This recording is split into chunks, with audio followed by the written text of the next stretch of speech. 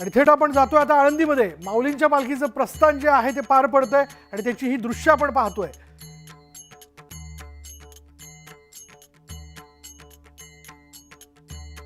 चला जाऊया पंढरीच्या दिशेने। हीच भावना मनामध्ये ठेवून सगळे वारकरी जे आहेत ते माऊलींना घेऊन आता पंढरपूरच्या दिशेने निघालेले आहेत आणि अर्थात मंदिर प्रदक्षिणा जी आहे ती पार पडते आहे आणि मंदिर प्रदक्षिणेनंतर माऊलींची पालखी जी आहे ती मंदिराच्या मुख्य द्वारातून बाहेर पडेल, महाद्वारातून बाहेर पडेल आणि त्याची सगळी लगबग ज्ञानोबा तुकारामचा जयघोष यावेळी केला जातोय।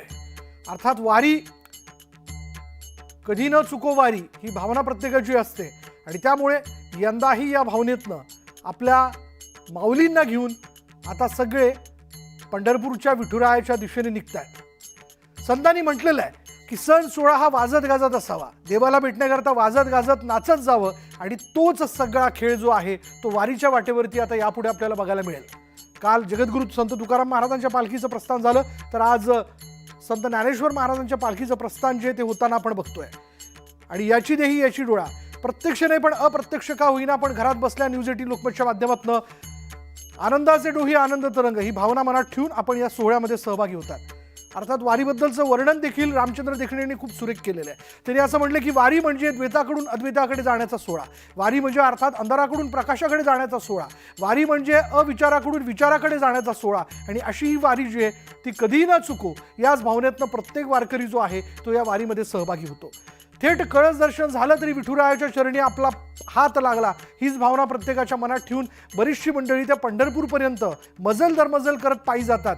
पण अशावेळी थेट पदस्पर्श दर्शन नाही झालं तरी कळस दर्शनाने सुद्धा प्रत्येकाचं समाधान होतं आणि अर्थात या संतांच्या माध्यमातून सगळे भाविक, मग जो कोणी शेतकरी असेल, जो कोणी सामान्य वारकरी असेल, तो माऊलींच्या चरणी एकच प्रार्थना ठेवतो की हे माऊली, तुझ्या भरोश्यावरती आम्ही आज या पंढरपूरच्या दिशेने प्रत्येक टप्प्यावरचा प्रवास पूर्ण करत पोहोचलेलो आहोत आणि आज आमची प्रार्थना, आमचं मागणं जे तुझ्या पायाशी रुजू करून घे ही भावना मनात ठेवत आता संत ज्ञानेश्वर महाराजांच्या पालखीला प्रत्येक जण जो आहे या मंदिर प्रदक्षिणेत पुढे नेताना दिसतोय। छान फुलांनी या संबंध मंदिराला सजवण्यात आलेलं आहे। अधिक माहिती घेण्याकरता आपण जाणार आहोत, आमचे प्रतिनिधी गोविंद वाकडे आता क्षणाला आपल्याबरोबर। माऊली रामकृष्ण हरी। रामकृष्ण हरी विशाल सर, खरं तर ज्या क्षणाची आतुरतेने वाट अवघा महाराष्ट्र बघत होता, अवघा देश बघत होता, तोच हा क्षण आहे।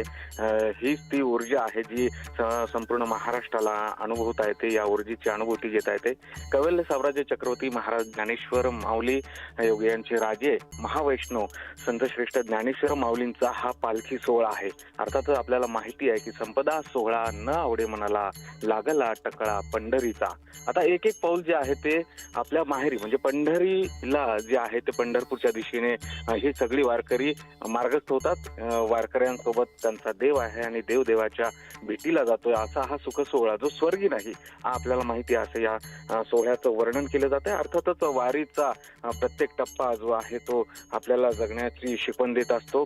या संप्रदायातलं हे खूप महत्व आहे की हा असा संत आहे ज्यांनी विश्वाच्या कल्याणासाठी प्रार्थना केली आणि त्यामुळेच या संतांचे विचार जे पुरोगामी विचार आहेत, वैज्ञानिकवादी विचार आहेत, ते विचार आत्मसात करत त्या विचारांची ऊर्जा घेत ही सगळी मंडळी मार्गस्थ होतात। अर्थातच आजचा जो पालखी सोहळा होता तो सोहळा आहे तो अत्यंत दोन कारणांनी महत्वाचा आहे। एक तर आज गुरुवार आहे आणि दर गुरुवारी माऊलींचा पालखी सोहळा जो आहे तो नित्यक्रम म्हणून दर गुरुवारी निघत असतो। तो 5 वाजता निघाला, प्रस्थान ठेवलं त्या सोहळ्याने। त्या सोहळ्याची मंदिर प्रदक्षिणा झाल्यानंतर रात्री 8च्या सुमारास हा मुख्य पालखी सोहळा जो आहे तो मार्गस्थ झाला आणि अर्थातच आता या सोहळ्याची पालखी जी आहे ती मंदिर प्रदक्षिणा करेल, त्यानंतर नगर प्रदक्षिणा होईल आणि आजोळवाड्यात परंपरानुसार आजचा जो मुक्काम आहे माऊलींच्या पालखीचा तो आजोळवाड्यामध्ये असेल। उद्या पहाटे पुन्हा एकदा